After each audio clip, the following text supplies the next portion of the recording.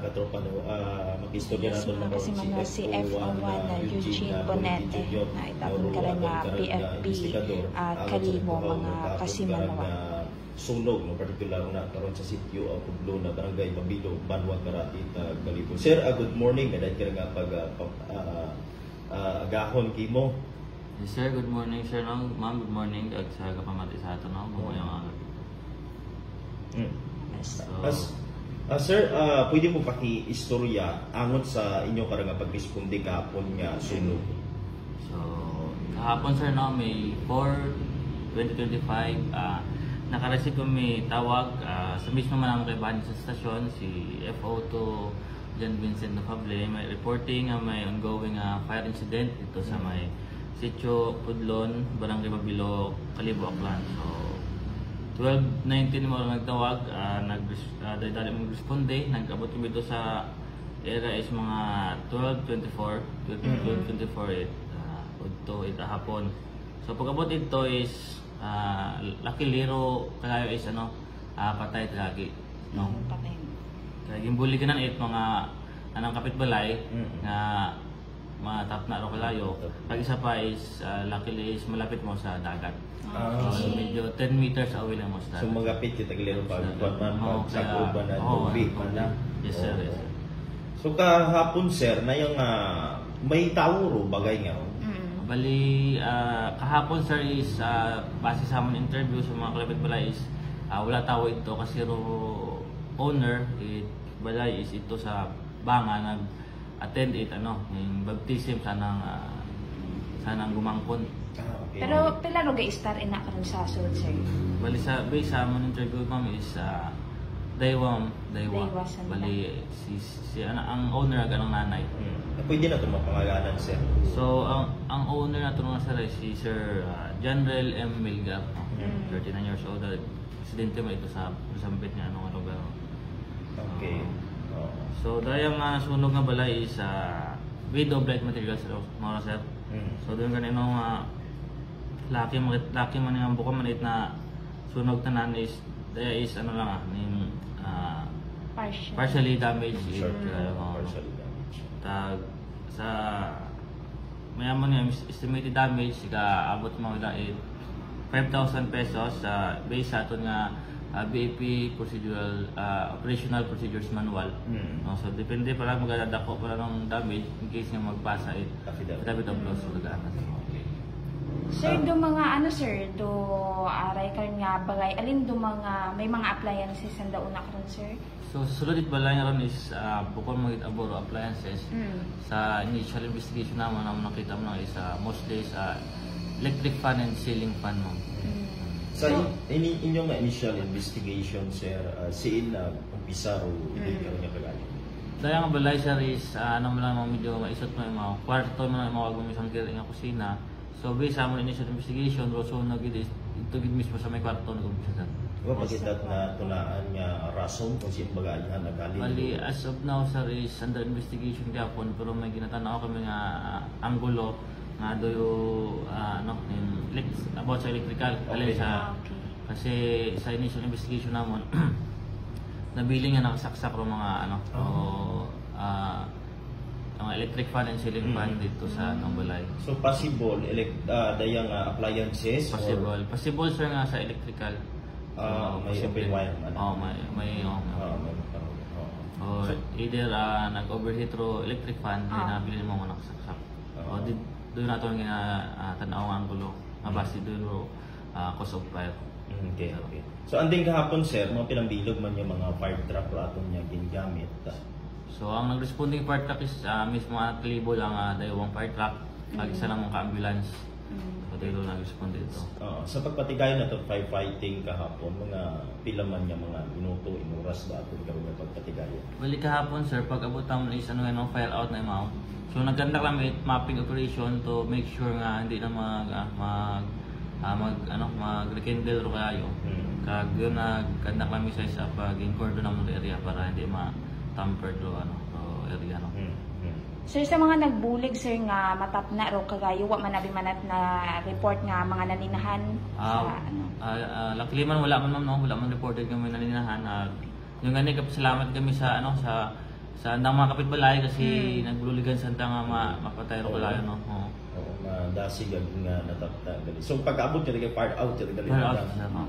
Mas buwas magagali. Ano maliban sa 5,000 pesos nga to estimated value ninyo sir sa dahil karon natabo pa rin nasunog. Mga ano ro nasunog ito so. Ang nasunog mga sa no, sangkiri nga ng dingding agro anang bed man nga made of bamboo man nagro electric ceiling fan na ito mismo nakatungtong sa may kwarto mismo. Okay. So sa tag-iyat at bagay ro anang nga kay banyo sa bilo kalinan. Bali anang nanay ro sir. Asin na ng nanay sir kat natabo ng sunog. Ito man sir na ma'am nagsunod sa banga okay. nagtibahan sa nag-attend dito sir. Bunyag. Oo. Ay palin sa palin ko man kabaton itatawag kahapon nga may ito gali natabo ng sunog sir. Bali may doon nga sir ang nagtawag mo sa mga kaibahan nga mas may anay mong kilala ito nagtawag man kana pag refer niya kamon. Pero pati bali ang caller naman is ang mga kaibahan nagpati ro PNP is naka-receive man it call from Barangay Mabilo nga may sunog. Okay. So nag-istorya makilig mo sir dayon ka ra tag-iyang at bagan. Yes sir.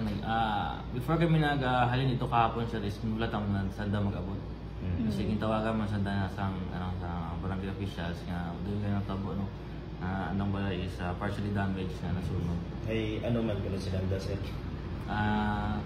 Doon kayo ang bananda is doon na si nanay is medyo nagtangas ka mo kasi na-shock mo sa natabo no. So doon kani ang bananda is aksidente pa natabo so wala man nanda na pawala sunog mo to. So doon no. Wa matat mga kwarta di man ang naiwan to nasunog kasi kwarto ka abi matuod. Wala man sir balik insecure man daro andang mga papilis ay ano man sir wala man ta na connect kayo. Ano man ta kung mga papilis nanta. Pag wala man masyado importante nga ito sulod. Okay.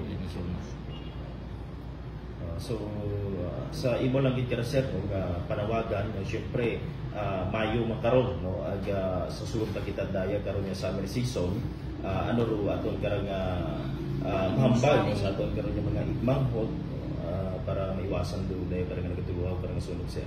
So sir no permina mga gina-remind ro at pumuluyo kalibo nga maghalong kita sunog mag-observe kita at fire safety sa atong Panimalay no.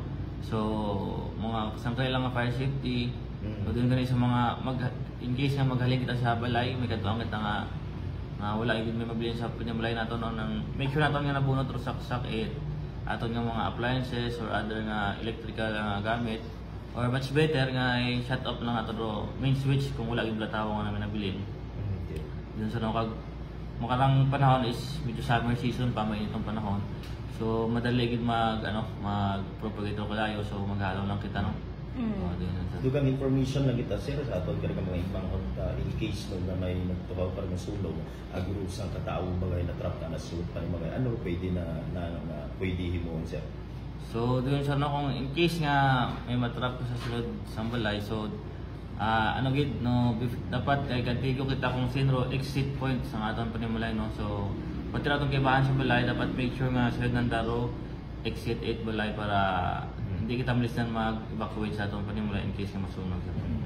Once nga sa sulod man at kwarto man na sir sa sala man na nag-umpisa o sunog alin do pwede possible nga ubrahon man da sir special sa kwarto. So doon sa no kung in case nga sulod kay kwarto kung pasabol man ang bintana pag makagawa man kamo is much better pero may nabi nga mga Panimalay nga may mga grills no may mga grills so ato nang himuon siguro is i-close ato ng door kasi may makita mo kita nga mga tela basta naton ibutang sa giwang itpertahan ron at sa mga space para hindi magsulod so magulat lang kita sa bulig no kung hindi kita ka evacuate so magulat lang kita it's ato nga rescue. So i-close na itong door para hindi makasulod ro aso. No?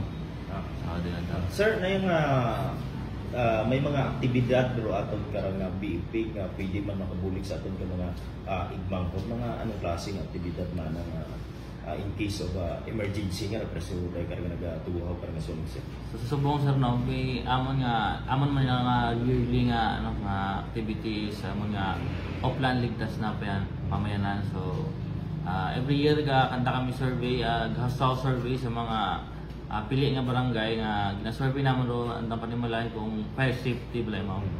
So saan ang mga electrical, kung ano nang gamit pagluto, kung safe lang ang balay kung safe ang balay sa sunog. May amon mga rekorida, everyday sa rekorida kami ang gapahanomdom nga maghalong ang tanan sa sunog. With that, sa information, sir, thank you so much. Thank you, good sir. FO1 Eugene. So yes, no, mga kasimanwa si FO1 Eugene Bonete Jr. itatong karang BFP Kaliso.